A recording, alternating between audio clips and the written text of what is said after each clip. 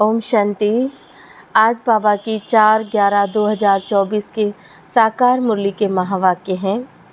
बाबा ने बताया, मीठे बच्चे, अपनी खामियां निकालनी है तो सच्चे दिल से बाप को सुनाओ। बाबा तुम्हें कमियों को निकालने की युक्ति बताएंगे। प्रश्न है, बाबा की करंट किन बच्चों को मिलती है? उत्तर है, जो बच्चे ईमानदारी से सर्जन को अपनी बीमारी सुना देते हैं, बाबा उन्हें दृष्टि देता है। बाबा को उन बच्चों पर बहुत तरस पड़ता है। अंदर में आता है, इस बच्चे का यह भूत निकल जाए। बाबा उन्हें करंट देता है। ओम शांति। बाप बच्चों से पूछते रहते हैं। हर एक बच्चे को अपने से पूछना है कि बाप से कुछ मिला, किस किस चीज़ में कमी है। हर एक को अपने अंदर झांकना है। जैसे नारद का मिसाल है, उनको कहा, तुम अपनी शक्ल आईने में देखो, लक्ष्मी को वरने के लायक हैं क्या? तो बाप भी तुम बच्चों से पूछते हैं, क्या समझते हो, लक्ष्मी को वरने के लायक बने हो? अगर नहीं तो क्या क्या खामियां हैं जिनको निकालने के लिए बच्चे पुरुषार्थ करते हैं। खामियों को निकालने का पुरुषार्थ करते ही नहीं, कोई कोई तो पुरुषार्थ करते रहते हैं। नए नए बच्चों को यह समझाया जाता है, अपने अंदर में देखो, कोई खामी तो नहीं है, क्योंकि तुम सबको परफेक्ट बनना है। बाप आते ही हैं परफेक्ट बनाने के लिए, इसलिए एम ऑब्जेक्ट का चित्र सामने रखा है। अपने अंदर से पूछो, हम इन जैसे परफेक्ट बने हैं? वह जिस्मानी विद्या पढ़ाने वाले टीचर आदि तो इस समय सब विकारी हैं। यह लक्ष्मी नारायण संपूर्ण निर्विकारियों का सैंपल है। आधा कल्प तुमने इन्हों की महिमा की है, तो अब अपने से पूछो, हमारे में क्या क्या खामियां हैं, जिनको निकाल हम अपनी उन्नति करें और बाप को बतावें कि बाबा यह खामी है जो हमसे निकलती नहीं है। कोई उपाय बताओ। बीमारी सर्जन द्वारा छूट सकती है। कोई कोई नायब सर्जन भी होशियार होते हैं। डॉक्टर से कंपाउंडर सीखते हैं, होशियार डॉक्टर बन जाते हैं। तो ईमानदारी से अपनी जांच करो, मेरे में क्या क्या खामियां हैं, जिस कारण मैं समझता हूँ यह पद पा नहीं सकूँगा। बाप तो कहेंगे ना, तुम इन जैसा बन सकते हो। खामियां बताएं, तब बाबा राय दें। बीमारियां तो बहुत हैं, बहुतों में खामियां हैं। कोई में बहुत क्रोध है, लोभ है, उन्हें ज्ञान की धारणा हो नहीं सकती जो कोई को धारणा करा सके। बाप रोज बहुत समझाते हैं, वास्तव में इतनी समझाने की ज़रूरत ही नहीं दिखती। मंत्र का अर्थ बाप समझा देते हैं। बाप तो एक ही है, बेहद के बाप को याद करना है और उनसे यह वर्षा पाकर हमको ऐसा बनना है। और स्कूलों में 5 विकारों को जीतने की बात ही नहीं होती। यह बात अभी ही होती है जो बाप आकर समझाते हैं। तुम्हारे में जो भूत हैं, जो दुख देते हैं, उनका वर्णन करेंगे तो उनको निकालने की बाप युक्ति बताएंगे।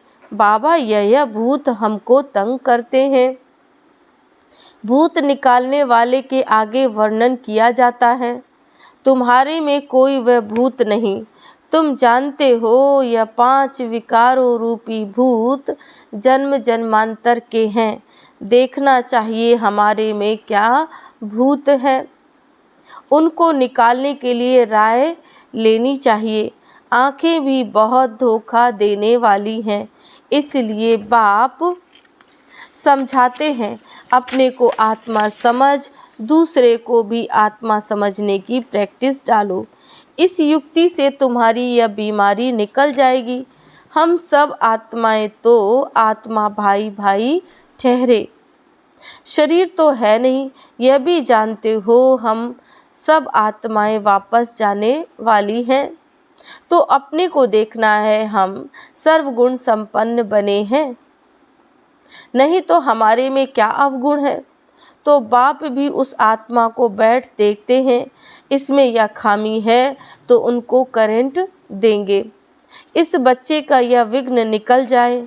अगर सर्जन से ही छिपाते रहेंगे तो कर ही क्या सकते हैं। तुम अपने अवगुण बताते रहेंगे तो बाप भी राय देंगे। जैसे तुम आत्माएं बाप को याद करती हो, बाबा आप कितने मीठे हो, हमको क्या से क्या बना देते हो।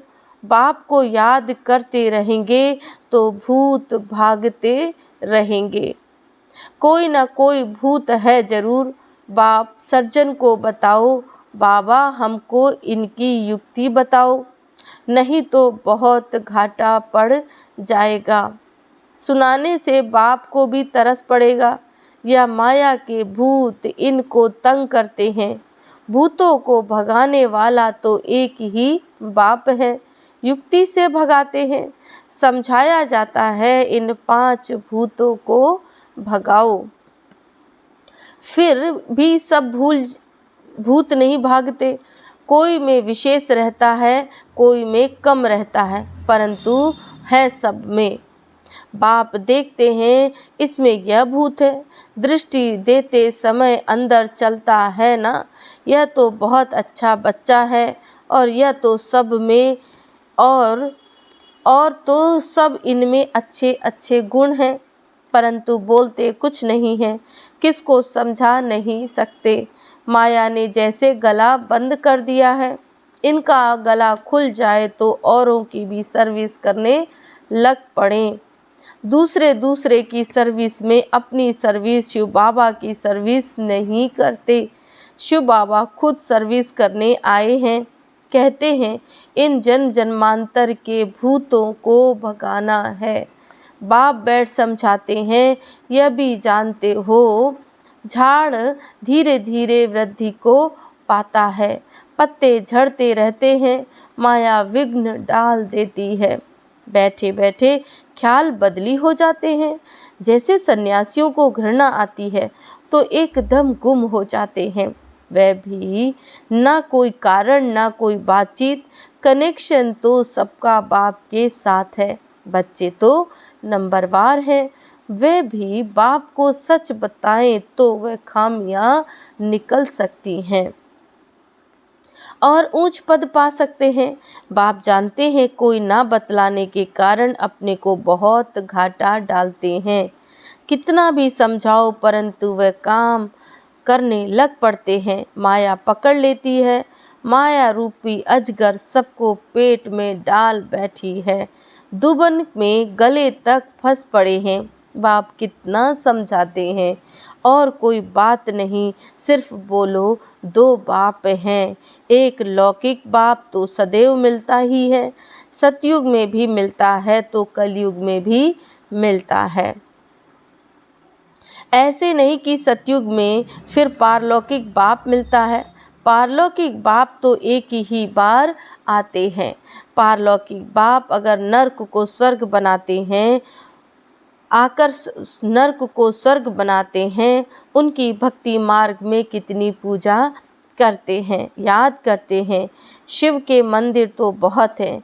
बच्चे कहते हैं सर्विस नहीं है।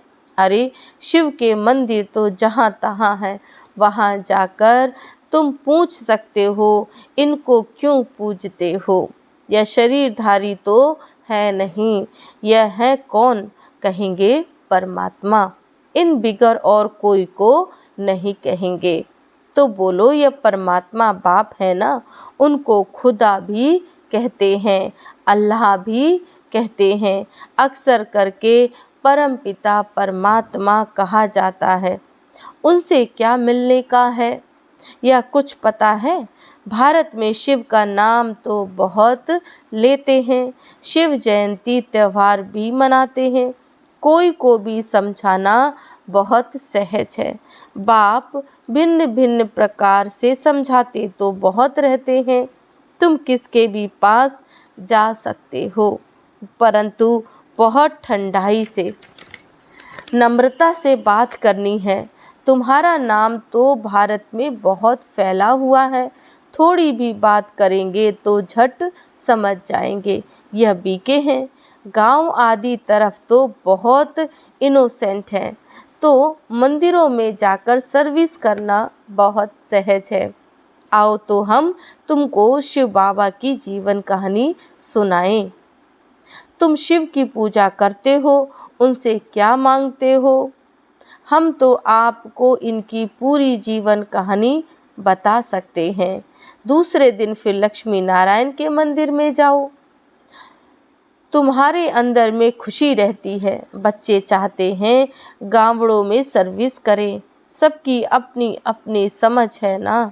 बाप कहते हैं पहले पहले जाओ शिव बाबा के मंदिर में, फिर लक्ष्मी नारायण के मंदिर में जाकर पूछो इन्हों को यह वर्षा कैसे मिला।